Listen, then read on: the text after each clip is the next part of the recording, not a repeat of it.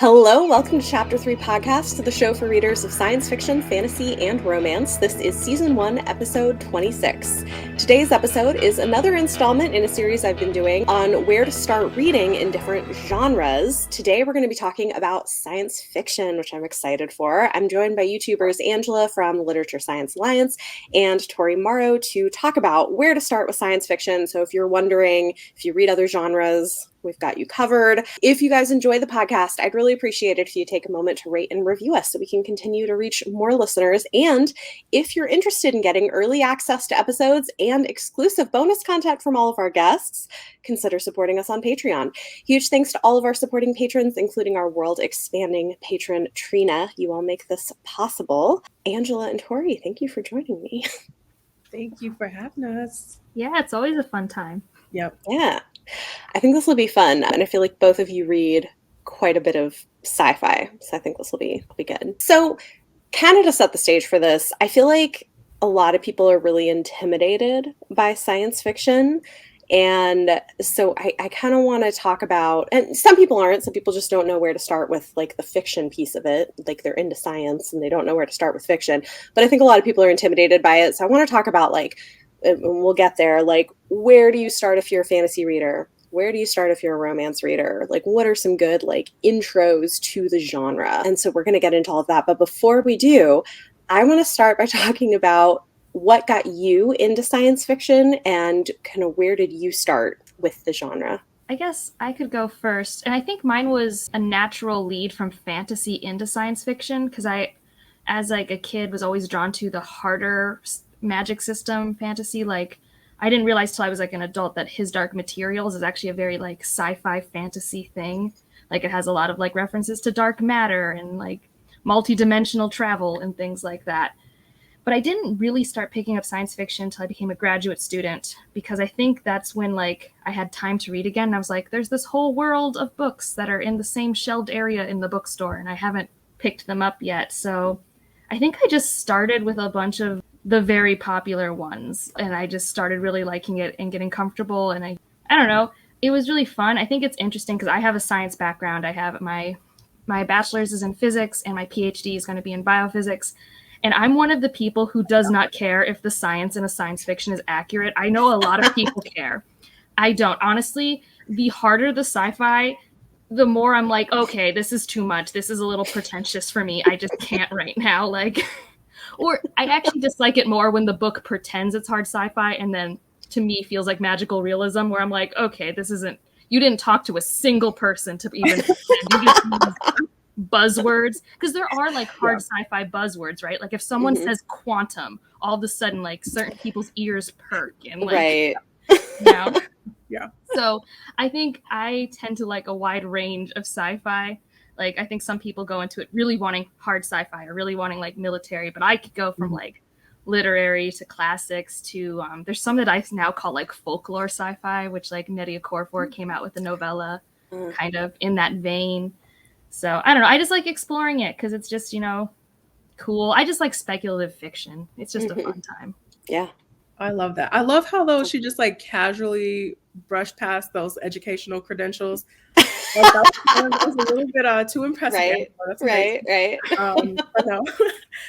Yeah, I'm kind of like you in that same vein. I like to read a little bit of everything in the sci-fi genre and the subgenres. I think I came to it though like more so from a like YA dystopian gateway. Like when I was younger, and I was really into stuff like Hunger Games and Uglies and The Giver, and so you know, just kind of those like dystopian elements and those concepts I think were my first like nuggets of, you know, science fiction that I like to read now. And then I would say like maybe when I started my YouTube channel, so a few years ago now at this point, I started really getting immersed in the booktube community, especially like the sci-fi booktube community. That's when I was becoming more exposed to the sci-fi that I read now. So a lot of the classics that I'm aware of, and you know, just kind of the different themes that I like to look for in different sci-fi books. Definitely like that sci-fi, that YA dystopian gateway, and then the sci-fi community on BookTube just kind of broaden my horizons of the things that I like to enjoy now. So You bringing up the Yeah. uglies is such a throwback. I totally forgot. I was just like, oh man, yeah.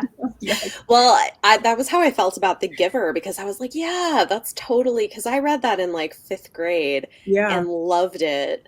So I guess, that wasn't what I was going to say as far as kind of my history with it, but I guess that's an even earlier piece of the puzzle. Yeah. So I was already interested in it because I grew up watching Star Trek. Like my mom was really into Star Trek, so I grew up watching like Next Generation and Voyager and Star Wars and stuff. And so I loved that kind of on screen. And then the first thing that I really remember was in high school. I had a friend who was obsessed with Ender's Game and convinced me to read it, and I was like, this is great. And so I kind of went from there into reading a lot of other stuff. I started reading, I read the Foundation books by Isaac Asimov. I read and so it kind of started me down a rabbit hole of like other There's sci-fi an unofficial stuff. list that we're all given of like the 5 books everyone always recommends. Yeah. But no, you bring up a great point. I think I actually have said it. I've always been into sci-fi, but only from a visual media for a really long time, like Doctor Who, Star Trek. Although, I don't know if you guys, have either of you heard of the middle grade sci-fi called Replicas? It's like a thriller middle grade, and I read it as a kid. It was just at the half-price bookstores, and all of them were there.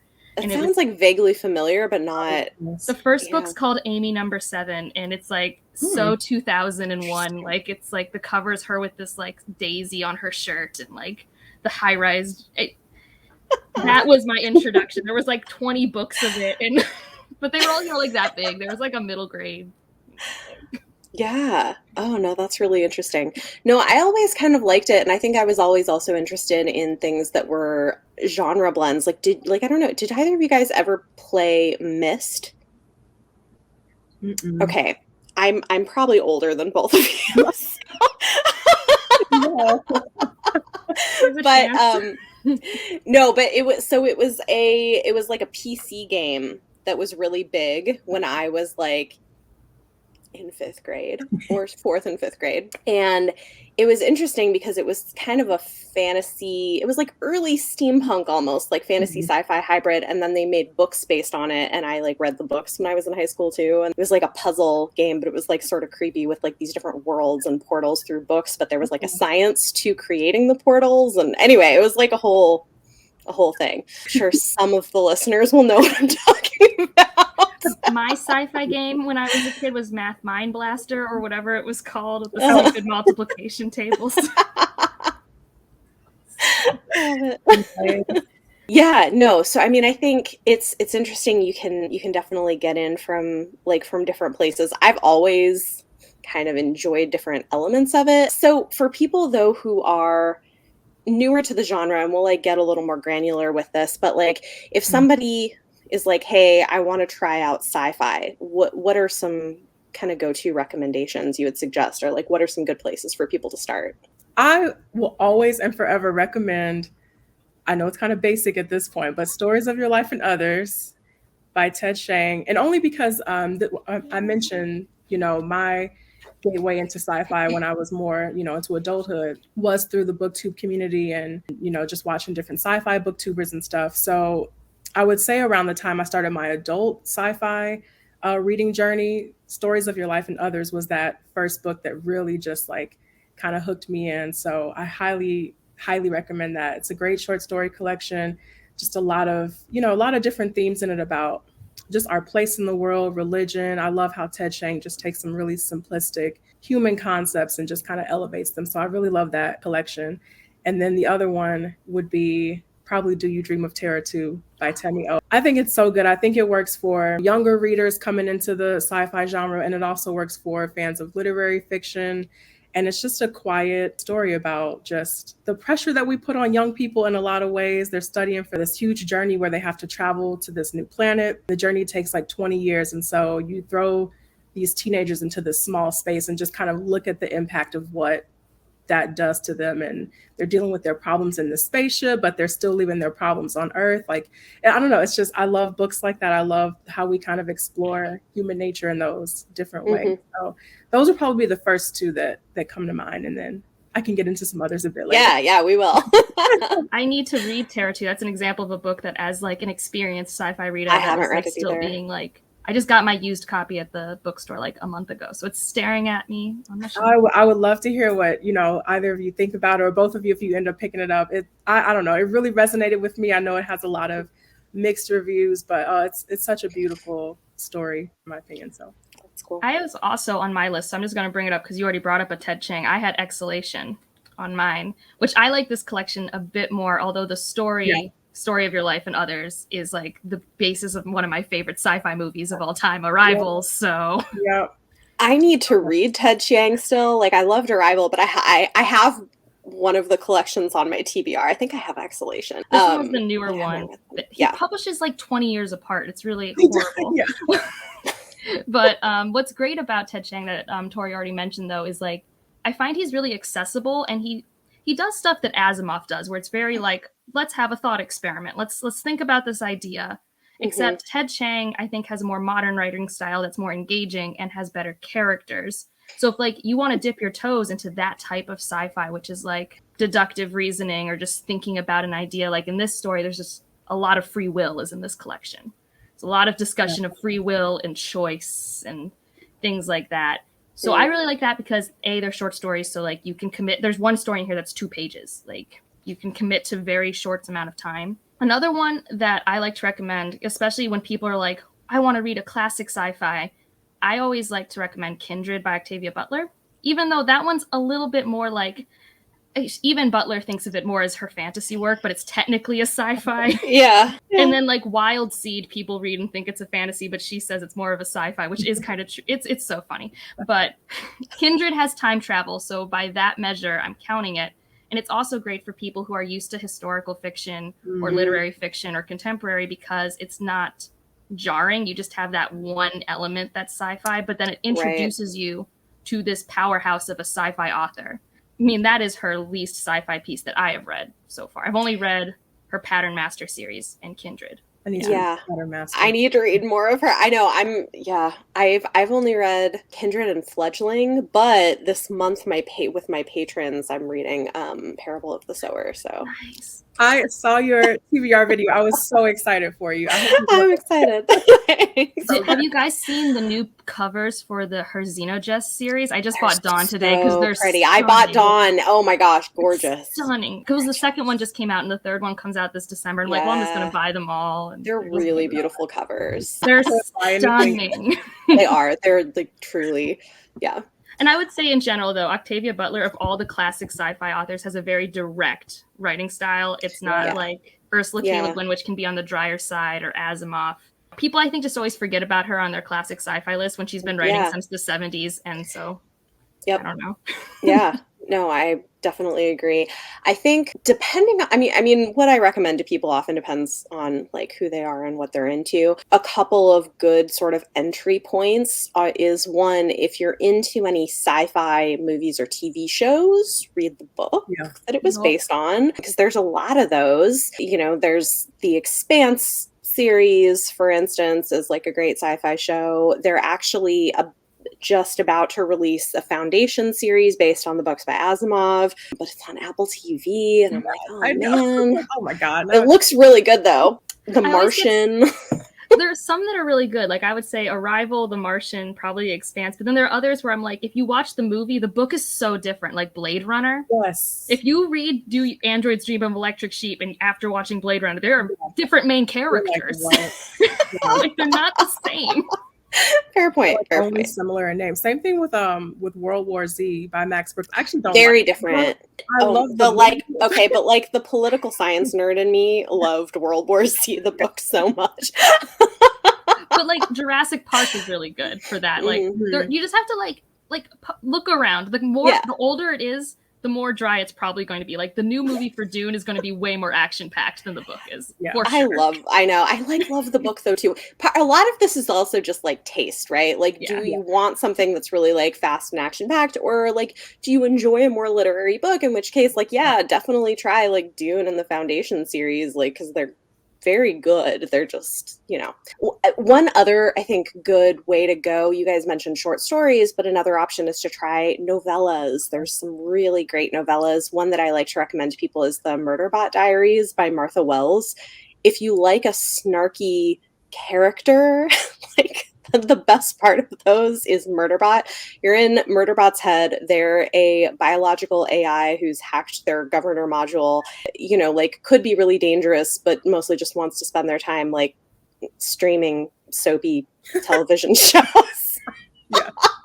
I have all of those on my Kindle and have read 0. Oh, they're so good, Angela. I'm saving them for a rainy day, like literally. Yeah, they're really good. And the audiobooks are really well done also. So those, I think there's like several novellas and one full-length novel. So like those are good ones to try. And speaking of Nnedi Okorafor, she's got several sci-fi novels, the Binti series, and then I think we're talking about Remote Control, which I haven't read that one yet, but I've heard good things about it. Remote Control is one that you have to have the right expectations, because every negative review I've seen is because of wrong expectations. Yes. Oh my God, that's so accurate. That's so true. I didn't even know what to expect going into it. I just let it take me, because I was a little skeptical, because I love Nnedi Okorafor. I read Binti, but I did not like the second one. What was it? Binti Home. I just thought it was okay. So I was a little skeptical going into Remote Control. So I think you just have to like definitely adjust your expectations and just kind of go into Remote Control with, just open it and just read it. It's really pretty. It's really like, especially if you're feeling like that one's the one I was saying is like folklore sci-fi. Like if you just want a story of a legend, like a really self-contained little journey story in Ghana, it's really nice. So I think, maybe this like a place to pivot to is for people who are intimidated by the science piece of sci-fi. We can talk about like recommendations for that. I'll say that I like to suggest people try like soft character-driven sci-fi, and Becky Chambers is great for that. Like she writes really soft, joyful, diverse, very character-driven sci-fi. I know, and I just love it so much. Like A Long Way to a Small Angry Planet, which is interesting because I think the cover looks very science-y, but the book is not remotely science-y. At least the US covers. I think the UK covers maybe are a little more like a sense of kind of maybe what you're getting. But I mean, I think in the US it kind of works because the book itself is like if Firefly and Star Trek had a kid, which is kind of what the cover looks like. Yeah. You're hanging out with a fun, quirky crew. Like, it's great. And then her novella that just came out, the Psalm for the Wild Built. Psalm for the Wild Built. Oh, it's so good. And it's oh my gosh, it's like post-apocalyptic, I guess you could say. It's like there's been an apocalyptic sort of environmental thing, and now humans are getting it together and doing better. And it's set like in a brighter future. Yeah, but at the same time, it's like this main character, they're just like not happy. No, and they're so restless and anxious, and so I don't know, the whole journey, I was just like, this is really pulling at my heartstrings. Like post, as we're moving out of this whole pandemic, I was like, Becky Chambers, this is too much. This is too much for my life right now. It's so good though. So, but it was really good. Definitely like a little warm blanket. Yeah. So she's like my go-to recommendation for people who are like, I'm intimidated by the science and I want something like with fun characters. I don't know. What do you guys recommend? With that caveat of like there is the intimidation based around the science and maybe even just like world building in general, like they're used to reading contemporaries or historical fictions. One I just read, like finished today, is We Are Satellites by Sarah Pinsker, which just came out this year. Yes. And this is like super near future. One of my favorite things about the story is you're following a family. So it's 2 moms and 2 kids. One kid's adopted, one's biologically connected to one of the moms. And you're watching them go through this change in society where suddenly people have this implant they can have that makes them basically perfect at multitasking. So that's the sci-fi element. And then you just explore what that does to society and this family in particular. And so many things this family does is so familiar. So if you just like want to have that familiarity, but then explore like something thematic, like what could happen in society if we suddenly had this type of technology, which like is not a far off idea. Like, I don't think we have that technology, but it's not like leaps and bounds away. I really, really liked it. And if you're someone who's getting back into reading, really short chapters. So if you need that productivity, super short chapters. So it like flies by, and it has blue-orange contrast. If you're in the actual podcast, you don't see it, but it's very, very pretty. All the books will be linked in the show notes. Nice. I need to get to that one. I'm glad to hear you enjoyed it though, because I've been hearing some good things about that. Yeah, same. I've heard good things. Yeah. I don't, as far as like hard sci-fi and like where to start if you're kind of intimidated, I personally just read until it makes sense. I just kind of like just, keep going through it, and hopefully things start coming together.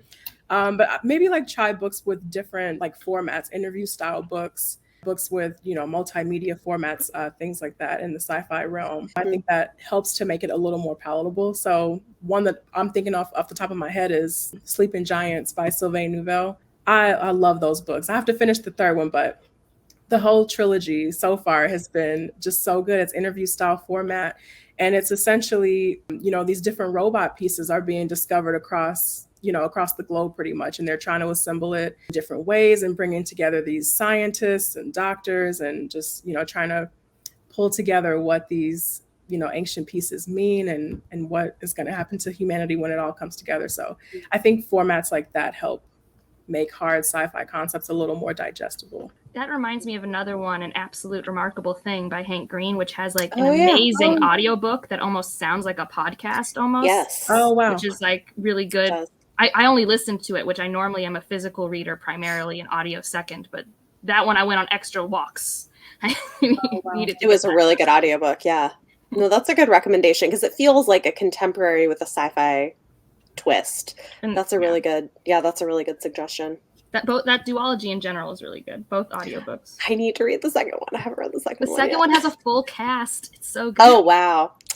Ooh. Nice. Oh, that's cool. Yeah, I'm going to have to check it out. So, like, kind of the far opposite side, right? For science nerds who, like, want to start reading books. That are fictional. Yeah, I might have to check out with that one though. I'm about to say I don't even feel like I relate to that. Okay, I don't even have this book on my list. But if you're talking like people who like are like I'm ready to dive into the deep end, I would go with something like Hyperion by Dan Simmons. Oh, interesting. Okay. Like, but that's only if that's like the person who like is I want a challenge. I feel up to the challenge. Yeah. Yeah. But I mean, because I'm not someone who thinks that there are books that are outside the range of someone's first book, but you have to want it, right? Like there are just some books that are more challenging. That one, if you guys, for those who don't know, it's like a late 80s classic sci-fi. I don't know when anything becomes classic now, but everyone talks about it like it's a classic. And it's a 4-book series kind of split into 2 duologies. And the first one is following these pilgrims travel to the Temple of the Shrike. For unknown reasons, we don't know as readers, but we get a short story about each of their journeys on the way. Meanwhile, you have a galactic empire that's in chaos. That's like happening in tandem with this story. And it's important. And I'm sorry if anyone's hearing my cat yell.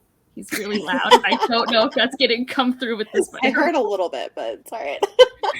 So he thinks it's almost food time. So, so like Hyperion is very much like that was one of my like first, like when I was getting into sci-fi, my first like, oh, I'm going for it here. Like it was. This is it. It was a lot.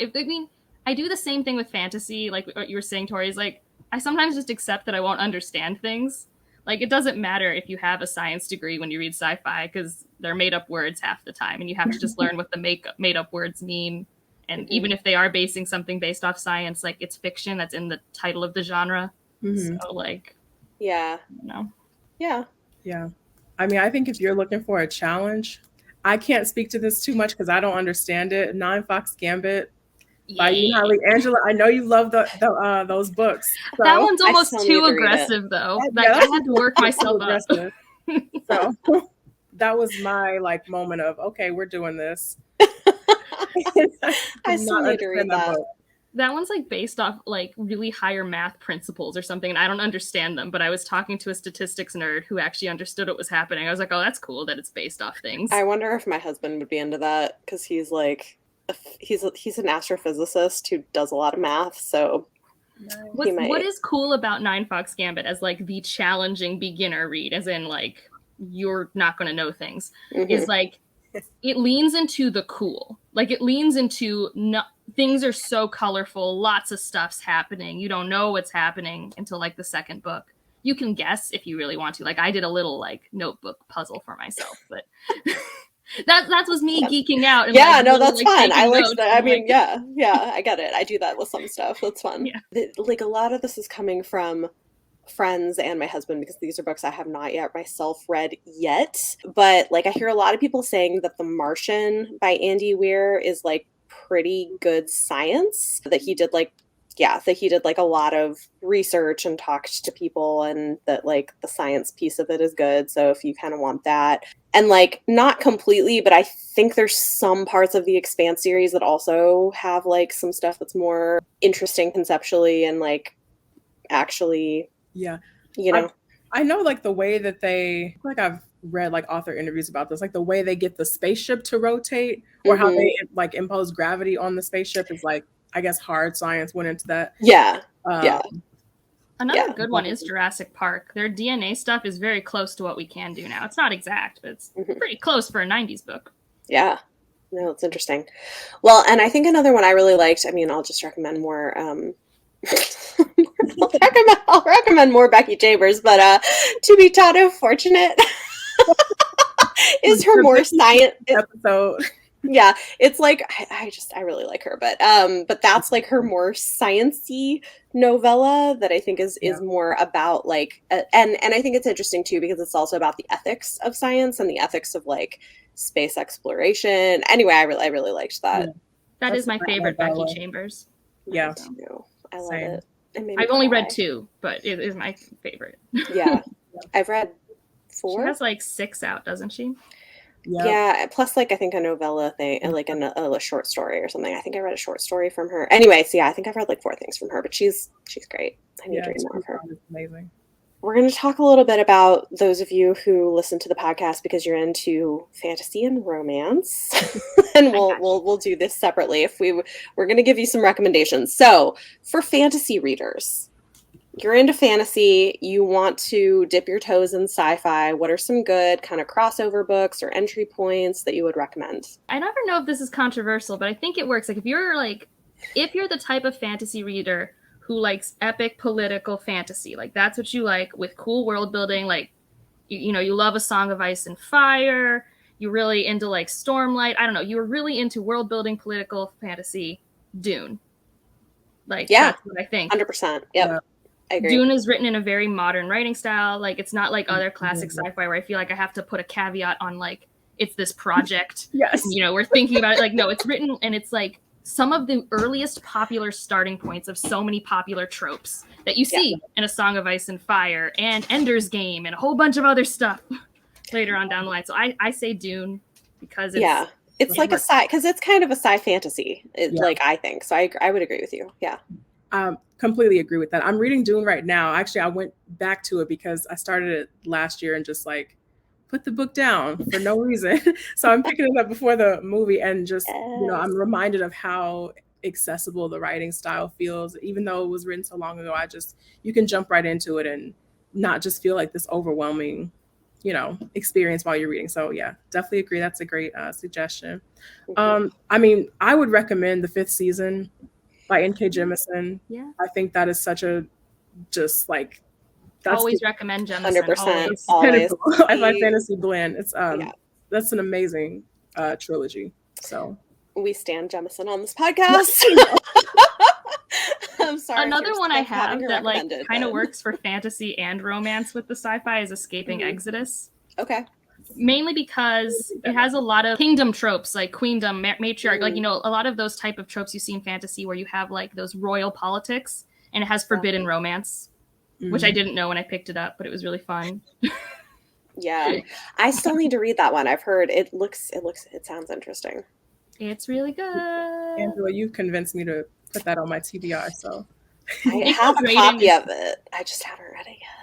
Well, Nikki Drayden also has, I probably should have said this one instead, I just don't own a copy, The Prey of Gods, which is a sci-fantasy. It takes place in South Africa. It has a AI revolution, but also gods live on Earth with vengeance, and there's like magic and other worlds, and it's also only 400 pages, cool. but it wraps up. It's great. I love that. That's awesome. I love it. Yeah, I think one that comes to mind, I think similarly, if you're the kind of fantasy reader who likes kind of epic political stuff, is A Memory Called Empire and A Desolation Called Peace by Arkady Martin. Oh my gosh, they're so good. And they are sci-fi, but they're very character driven and very much about like court politics and stuff. And um, I love them so much. They're very good.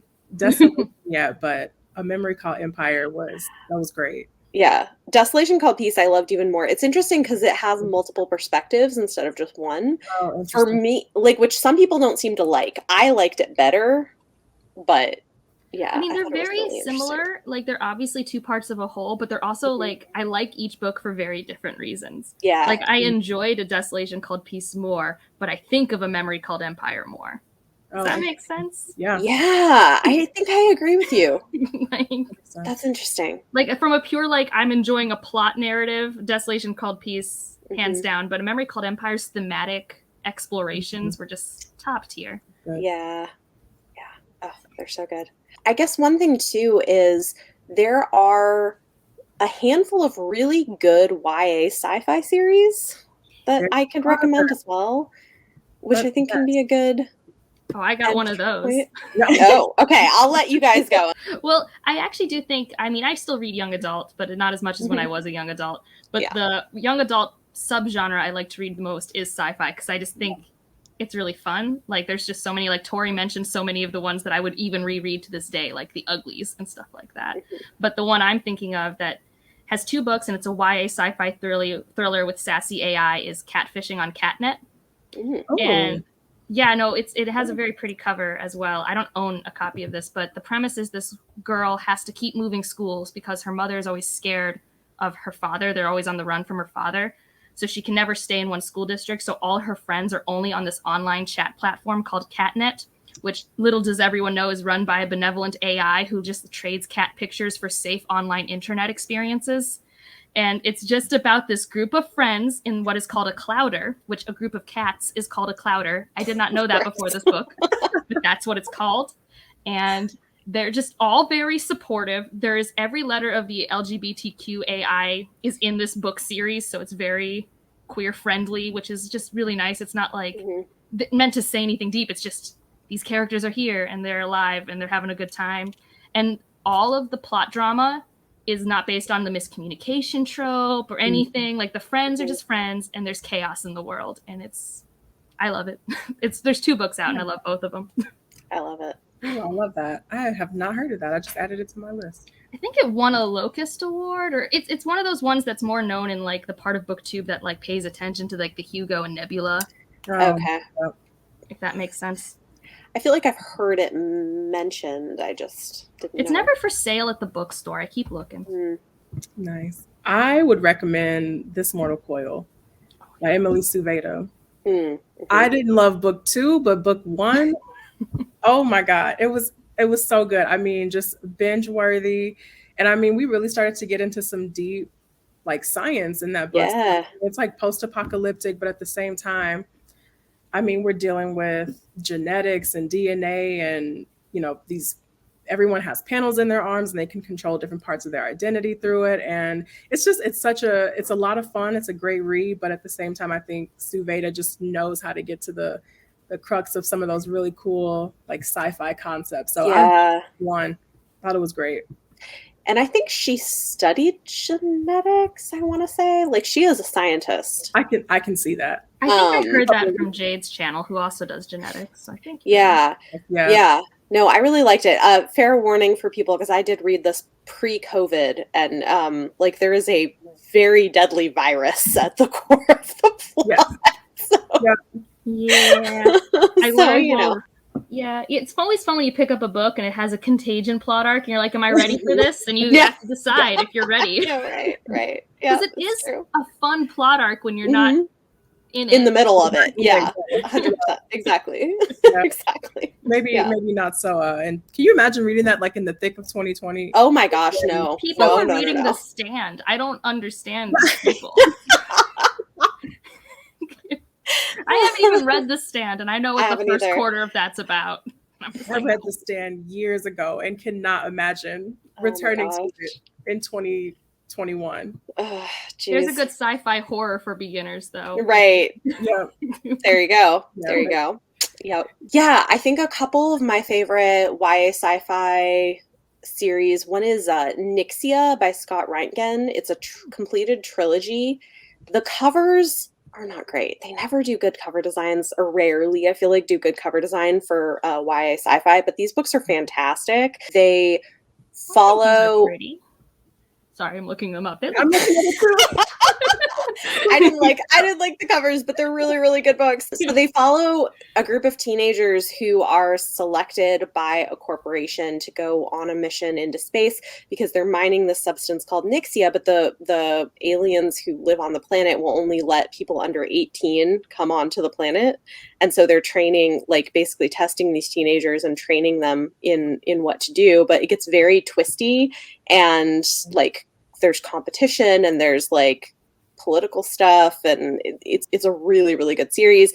And in the first book, the character that we're following is this Black kid from Detroit who is like going because it's going to help financially take care of his family. And anyway, it's a really, really good series. The author is a teacher. He's a high school teacher, and so he kind of also wrote the series because he wanted kids he taught to be able to like see themselves in these kind of like epic things, and it's really cute. Yeah. So that's a good series. And one too that I think is really good, you know, because sometimes people have a hard time finding things for teen boys to get into. I mean, anyone could read this, but I feel like this is one that I'm like, this would definitely appeal to teen boys. Do we count zombies as sci-fi? Yeah, sure. Because Peter Klein's has like a zombie superhero. I haven't read it. I read other Peter Klein's, like 14 in the Fold, which I also would recommend to beginners in terms of like thriller, Cthulhu-ish things. Well, there's a whole brand of like Cthulhu sci-fi. Yeah. Totally. But I just remember someone I knew loved all of Peter Klein's stuff, and some of it I did give to like a teenage cousin, and he like devoured them. And it was like something to do with superheroes and zombies. Okay. So, Peter Klein's or something. Awesome. Nice. Yeah, the other one that I really loved, and I this month I'm going to read the sequel, but it's a duology, but Goddess and the Machine by Laura Beth Johnson. Oh yeah, I keep seeing that pop up. You were the first person to put it on my radar, and I'm still curious about it. It's really good. It's another one. I kind of hate the covers. Bethany, we got to get you a nice cover. I know. Just get the Kindle then. Yeah. I know, but they're really, really good. So this one, the first book, it follows a not super distant future, but like future, set in the future, and it follows a teen girl who is going into like cryogenic suspension to travel with her family to be on a colony on another planet, and she's supposed to be asleep for like 100 years, but when she wakes up, it's 1,000 years later. Oh wow! And everyone she knows is gone. Everything is totally different, and there's like political stuff happening where she is, and like she has to kind of navigate it, and they think she's a goddess because they'd been like knowing she was asleep in this chamber and then for reasons woke up. And it's very interesting, and like twists upon twists upon twists. Like if you want something that's going to be like what several times, it's a good one. So nice. Yeah. It's also interesting too. Some people didn't like this element of it, but I really liked that she kind of played with the linguistics and kind of imagined like how English might change over 1,000 years. And so there's like a slightly different dialect that people are speaking. Anyway, I thought it was really interesting. I like that so long as I can still like read it or learn how to read it in a short amount of time. I didn't think it was hard to pick up, but I thought it made a lot of sense, but like other people disagreed. So well, like there's Nalo Hopkinson has one book, Midnight Robber, which I don't know if I would ever recommend on a beginner list, but it's also not necessarily hard. It's just has a lot of things that are like, I think, barriers to entry. And one of them is it's completely written in a, I think, Trinidad dialect. Oh, wow. Which, Interesting. I had to start saying things out loud so I can get used to the different replacements in words. Like there's some words that just get replaced differently. But it's also like trigger warnings galore, which so that's what I mean, like multiple layers of entry. Good to know. You know, I just found a really cute copy of it at the bookstore today for $2, so I was very excited though. I think I have a copy on my shelves. It's like one of the many things I own and have not yet read. Have good mental health when you pick that one up. It is good so to know. But like, yeah, you're gonna rage. You're gonna rage a little. Good to know. Okay. All right. No one's mentioned Scythe yet. I feel like that has to. Oh yeah. Yes, thank you. I was like, we cannot move on. What's nice about Scythe is you could either just read the first book or read the whole trilogy, but be warned, as you continue the trilogy, they just get longer, and there doesn't seem to be a reason. I like them. Where did the editor go? He ran away. I thought book 2 was so good though. So I liked Thunderhead. I didn't mind Thunderhead being as long as it was. I think I've only read just when I noticed all of the things I didn't love about his writing style. It was just amplified because the book kept going. Fair enough. It's like, when does this end? Yeah. And I liked the ending though. Like I didn't dislike the ending or anything. It's just, yeah. I thought things wrapped up nicely, but yeah, it's definitely a long series, long trilogy. We didn't say what it's about. We just assumed that. I know. Yeah, maybe if you want to give a brief. It is really interesting, like, because it deals with interesting ideas about like mortality and. Yeah, so this is like your utopia dystopia type of YA. Not quite as dystopian as other ones. It actually feels a little bit utopian, where you can't die unless a scythe says you are on the quota chopping block. You die. And we follow 2 characters that are training to become future scythes. And that is the start of the journey. Yeah, it's interesting. So let's talk about romance. Yeah. I have one. I have a legit romance. I love it. I know this is really weird. It's not, okay. I don't know how romance books work, actually. But you guys have like a spicy scale, right? Like, I don't know. What's the lowest spice? This is like not even a jalapeno, but it's for sure a romance. Okay. Like what I mean is like no sexy times or anything. Yeah. That's The Best of All Possible Worlds by Karen Lord. This literally is just like a slow burn romance of these 2 characters as they're traveling with a team around this planet to help find a way to help this displaced colony of humans find a home on this planet. Their planet becomes inhabitable because of some war. So this planet's like, you guys can live here, but this is like the idea of like the perfect world of like, we're actually going to not assimilate you. We're going to let you like be yourself, but we also need you to coexist with us in like a cooperative manner. So this is the story of them trying to find that perfect place and find more people that are genetically similar, because humans have kind of diverged. And the 2 characters get to know each other, and they both have trauma, but they come together. And I accidentally read this Valentine's Day weekend. I didn't know this was a romance. I had no clue, and I was obsessed. And it was beautiful. And it's only 300 pages. And I love Karen Lord. I'm obsessed. No one reads her, but she's my favorite. I love how much you love that book. It's because I read it in 2 days and I couldn't put it down. I was dreaming about it. When you're dreaming about a book, my gosh, yeah. Yeah. Like, man. And also, this is like, I know everyone loves Becky Chambers. This was written before Becky Chambers was publishing, and is like the original like take Star Trek, make it a book, like in terms of vibes. That's awesome. Because I think this is 2013 or 2010. Oh wow. Okay. You know, I don't think I read a lot of sci-fi books with romance in it. I don't want to recommend your audience something and they'll be like, there's nothing but violence in this book. And that's very awkward. You could just casually say, I don't know if it's good, but everyone says Ice Planet Barbarians is fun. Oh my God. Well, I was going to mention, because I have actually read I've read the first book in that series and some other stuff by her. They are fun. They're like alien romances. And actually, fun story, they were indie published. They got bought by Berkeley, and they are getting traditional like new covers traditionally published Like, in we're the not going to bookstore. have those original covers. I love those covers. Oh wow. No, and then the new cover is really good. I like Okay. it. I mean, this is very low tech of me, but I do have it saved on my phone. I am excited to read it when that itch of mine exists. It Mhm. happens like 2 times a year, so who knows? Normally, what ends up happening is Sarah J. Maas happens to publish something, and then I'm good. Fair point. Yeah. Okay. So like, this is the new cover. Oh wow. Yeah. Yeah. That's a bit better, but I still, I have a soft spot for the nonsense I mean, that is the I think a original. lot of people do. A lot of people do.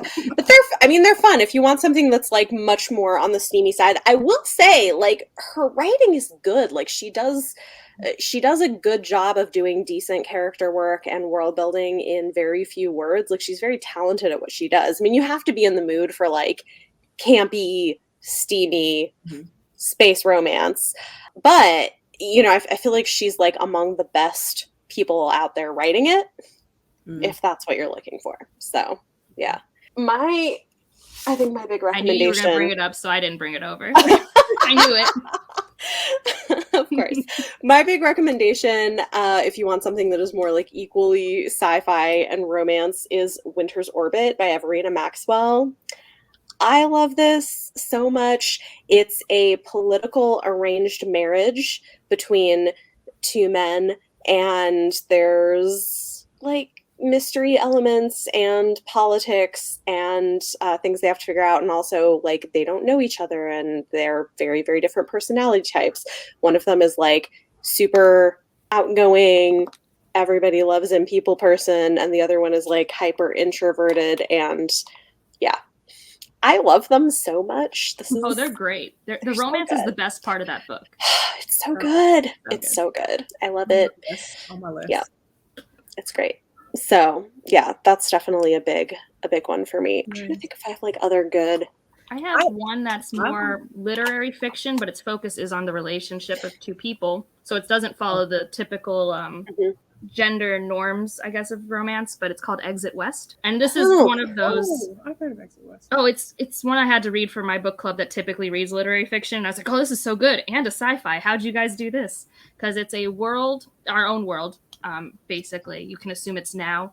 And in a country that is forever unnamed, but you assume is in the Middle East, but the name of it's not important. It's like very intentional. Suddenly, across the world, doors open. And you cannot close the doors. Like every time you try to control them, more doors open. So there's essentially no borders anymore. There's no such thing as controlled borders. So there's just a whole bunch of refugee crises everywhere. Like people just keep moving around. And so it answers the question of how do you handle a refugee crisis when you cannot control borders like what we do now? Like what we do now is have quotas and, control who can come in and who can stay and everything like that. But at the core of this story with that overarching idea where we start in the Middle East are these two people who meet each other in college, and you go through like decades of their life during this whole tumultuous global time and what happens to their relationship from the very passionate beginning and where, they're holding on to each other and how they change as the world changes. I really love it. I used to have a copy and I gave it to someone, and it's one of those lost books. It's lost. I haven't found it yet. But it's one of those stories that I read like 3 years ago and like sticks with me like a lot, mainly because like I think immigration themes are like really interesting to explore in sci-fi. Like we haven't talked about a lot of them. Like Memory Called Empire for sure has a lot of those type of themes in them too. But I think this one where you literally just have a plot device that's just like, you can't just write laws that say people can't come here. Think of a different solution and just seeing what the story says. Yeah, that's interesting. So I do have a recent read, but I don't know how great it'll be for romance. Okay. Try your best. So just go with me on this. It's Elysium by Jennifer Marie Brissett. I still need to read that. It was quite the experience. I still feel like I'm trying to process that story. I mean, it's sci-fi, it's post-apocalyptic. It's so hard to explain. It's like the atmosphere or the city itself that these characters live in is almost like an AI or a computer program. And so we're following two characters as the city kind of deteriorates. And these characters, they were once in love, but they've been having some issues. And so every time the tension arises, like in their relationship, the city will try to reset itself and then these two people, we see them as like two different people. So it could be, you know, a girlfriend, boyfriend, married couple, and then we'll see them as two women or two men in a relationship, or we'll see them as siblings in a relationship and see that like brotherly love kind of relationship. So I mean, it's so weird. It's such a weird process, but it's still sticking with me. So hopefully more people check that one out. I have to. I found out my library has a physical copy, so I'm going to get it eventually. I've been trying to get an e-copy, but Amazon doesn't let them have those, which makes me sad. But no, I've been wanting it ever since Injiri talked about it on Onyx Pages. Oh yeah, she commented. I was like, "Have you read this too?" So she read it in 2019. Oh, okay, yeah. Okay, that's so interesting. And I want more people to, because the reviews are so low for it. I'm like, it wasn't that bad. Like, just go check it out. What did you rate it? Oh, 3-star, solid 3-star. When I finished it, I rated it like a 2.5. And I was like, no. And you're telling people they're rating it low, but I feel like you're rating it low. I know, right? It had to sit with me for a minute, Angela. It had to sit with me. Just let it marinate. I forget your 3 stars are like my like low 4 stars. I just have to remember. Yeah. That is true. My rating system is, you know, I'll go by what Goodreads says a star is. So Goodreads is like a 5-star is amazing, and then a 4-star is like I really liked it, and 3 is like I liked it, and I just kind of go by that. And 2 was like, it was okay. So I'm just saying the way you talked about it sounded more like a really 4. liked it. Yeah. That's what it sounded like. I gave it a 3-star at the end, so I liked it. Okay. But yeah, that's funny. I've given books 2 stars before. Like, it was okay, and people were like, "Oh my God, what didn't you like about this book?" I'm like, I get scarred when I look at your ratings for some of my beloved books. You and Leanna really, really, really test my patience. I just like look away. Yeah. Oh man. Okay. So one other book I thought of, and I'll give this caveat: it's not a book that I necessarily enjoyed, but a lot of people do, and it definitely has a strong romance sci-fi mix. This Is How You Lose the Time War. Oh yeah, but I wouldn't put that on a beginner list. That's why I don't have it on my list. Oh, interesting. I forgot this was a beginner video. Maybe you shouldn't read Elysium. I'm sorry. That's a kind of like complex book. It's a short one though. Oh man, no, but like This Is How You Lose the Time War is like, if you are into romance and poetry, maybe you'd like it. Like, it was not grounded enough for me, but I actually know a lot of people who aren't big sci-fi readers who loved it.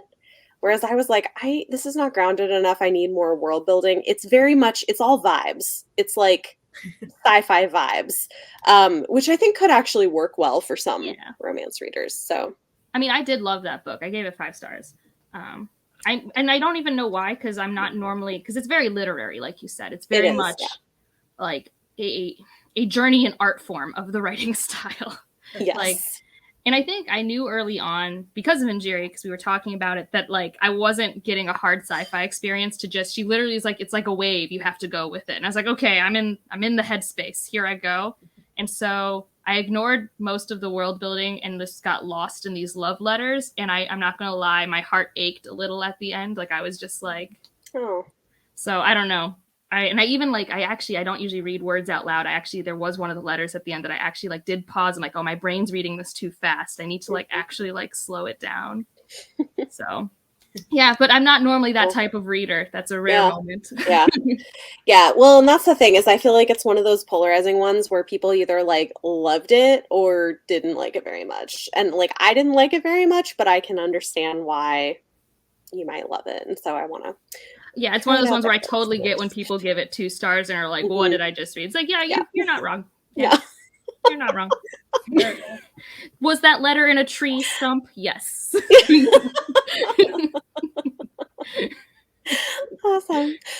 Cool. Well, hopefully that's helpful for everybody. Thank you guys. I think we had a lot of good recommendations for people. We're going to move into On My Radar, where I'll be sharing recent and upcoming book releases in sci-fi, fantasy, and romance that I'm excited about. And then Angela and Tori will have the opportunity to share one as well. The books for today's episode will be released between September 14th and September 27th, 2021, with the exception of guest recommendations, which may include any recent or upcoming release. Okay, so So, first up, September 14th, we've got 3 books coming out. We have A Dark and Starless Forest by Sarah Hollowell. This one looks really interesting. When her siblings start to go missing, a girl must confront the dark thing that lives in the forest and the growing darkness in herself. It's a debut YA contemporary fantasy said to be good for fans of wilder girls, and it has a plus-size heroine, which is exciting. Great cover. Also, September 14th, we have It All Comes Back to You by Farinaz Rishi. This is a YA romance where 2 exes must revisit their past after their siblings start dating. In this rom-com, said to be perfect for fans of Sandhya Menon and Morgan Matson. Looks really cute. And then lastly, I've pre-ordered this book. It's more of like a horror, but I'm like really excited for it. We have White Smoke by Tiffany D. Jackson. The Haunting of Hill House meets Get Out in this chilling YA psychological thriller and modern take on the classic haunted house story. I've heard it's like pretty terrifying, and I'm really excited to read it. I'm ready for it. On September 21st, I've got 2 books to talk about. First up, we have Under the Whispering Door by TJ Klune. This one is interesting. I think it's kind of like almost like a Scrooge-ish thing, except with fantasy. So when a reaper comes to collect Wallace Price from his own funeral, Wallace suspects he really might be dead. Instead of leading him directly to the afterlife, the reaper takes him to a small village. On the outskirts, off the path through the woods, tucked between mountains, is a particular tea shop run by a man named Hugo. Hugo is the tea shop's owner to locals and the ferryman to souls who need to cross over. But Wallace isn't ready to abandon the life he barely lived. With Hugo's help, he finally starts to learn about all the things he missed in life. So, sounds interesting. And then lastly, we've got City of Thieves by Alex London. This one sounds interesting, and I've really enjoyed the other things I've read from him in the past. In a modern mega city built around dragons, one boy gets caught up in the world of underground dragon battles and a high-stakes gang war that could tear his family apart. So it looks really interesting. Well, I have one. Also, just like I haven't read Under the Whispering Door, but I have read House in the Cerulean Sea, and I have heard that even though the covers look very similar, don't expect the same vibes. No, they're like totally different stories. I think a lot of my friends have read it hoping for House in the Cerulean Sea vibes and have been sad. Yeah, no. Well, I guess they purposefully marketed them to be very similar, right? But like, yeah, like the art design is very similar, but they're very different books. Yeah. But my book actually does come out September 14th, so I'm in this range. It's by a small press. It's First Light by Casey Berger. I read this already, and I have the sequel arc because I'm so pumped. Oh, nice. This is like your kind of classic start to like a space opera, kind of almost video game-esque sort of sci-fi world. You have like 3 superpowers of races. You have like a cat race, an alien one, and a human one. And what's happening in the story is one of our main characters is in the military, because in this world you kind of are in the military or you're in poverty. That's kind of what happens. And she's part of this anti-terrorist force, and they're trying to figure out how to handle this terrorist group that is ramping things up with a biological weapon. So I guess caveat that there's a biological weapon. It's not the same as a Contagion story, but that is in there. And we have a bounty hunter with a mysterious past, and we have a antisocial scientist who's working on a biological thing who somehow gets swirled up into this whole mess. And I don't know, it was just a very fun time. Like if you want just like a fun sci-fi, I had a great time reading it. I really liked the writing style, and like I don't get to play a lot of video games because I'm bad at them. Like I can't get to the plot. Like that's not what happens to me. And so to like have like an action-packed like thriller space sci-fi, I just like it was very vibrant and I was having a fun time. I thought the mystery was fun, but you could pick up breadcrumbs and figure things out. And I have the second book because I reached out to the author and I was like, I can't wait for the second book. And they're like, there's an arc. So I had fun. I love it. That's awesome. Also, this is a trilogy that will be all released by November. So September wow. First book, October's the second. No, so it's like it's all going to be out so soon, and that makes me so excited. Nice. That's awesome. We love a good timeline. Yeah. The ones that I have on my radar, the first is No Gods, No Monsters by Cadwell Turnbull, and that actually just came out today. And we're following this young woman who gets the news that her brother was murdered by Boston cops.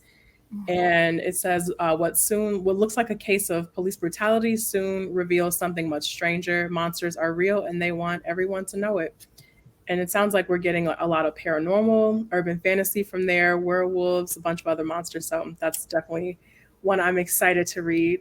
It's an interesting. I read it. It's very literary. Oh, nice. Oh, okay. Anyway. Yeah, it's an interesting one. Mm-hmm. Okay, I will be. I'll put that in my I'll be prepared. I mean, I think you just have to be prepared for literary reads, which I don't know what that word means, but we all know what it means. Yeah. It's like we know, but we can't. I can't like put in the words. It's like, oh, okay, got it. Yeah. Let me readjust. The next one that's on my radar is Destroyer of Light by Jennifer Marie Brissett. And it says, this is the Matrix meets an Afro-futuristic retelling of Persephone set in science fiction underworld of aliens, refugees, and genetic engineering. And that is out October 12th. What's the name of that one again? Sorry. Destroyer of Light by Okay. Jennifer Marie Brissett. Yeah, that sounds really cool. Yep. And then the next one is Elder Race by Adrian Tchaikovsky, and this is a novella from Tor. This is so funny because I have not finished anything by Adrian Tchaikovsky. I started his other novella, The System Expert's Brother, and just never finished it. But for some reason, every time he comes out with a new release, I'm just like, that is going to be so good. And I have no like basis for why I think that. So anyways, I'm really excited about this novella. So it says, a junior anthropologist on a distant planet must help the locals he has sworn to study to save a planet from an unbeatable foe. So that sounds really good. And then the last one that's on my radar, I'm really looking forward to this one, is Cytonic by Brandon Sanderson, which is the third book in the Skyward series. So I finished book 1 last year, and I'm going to get to book 2 sometime, hopefully this month. So looking forward to it. I really enjoyed the first book, and You've made the right call. Book 2 kind of has a cliffhanger. So. Oh, okay. Good to know. I still haven't gotten to book 2, so that's good to know. I mean, I've been surviving, but I read book 2 when it came out, and do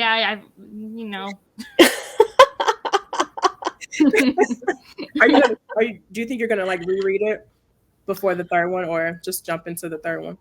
Okay, as much of a Sanderson fan as I am, I'm just gonna like wait a bit. Like I have so many other fall releases that I care so much more about, between like Bone Shard Emperor, Jade Legacy, and Liar's Knot, and I want to reread for most of those. Oh, Bone Shard Daughter actually is kind of a sci-fantasy. I feel like it's got some like kind of genres, steampunk vibes.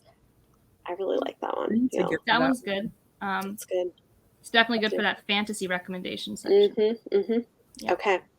Okay, cool. Well, thank you. These all look amazing. Again, all of the books will be linked in the show notes. This has been Chapter 3 Podcast, and I'm your host, Bethany. You can follow us on Twitter, Instagram, and TikTok, and you can also find us on the YouTube channel, and you can find me on YouTube at Beautifully Bookish Bethany as well, talking about even more books. The next episode will be available in 2 weeks, and this episode's bonus content will be available to patrons in the next few days. Thanks for listening.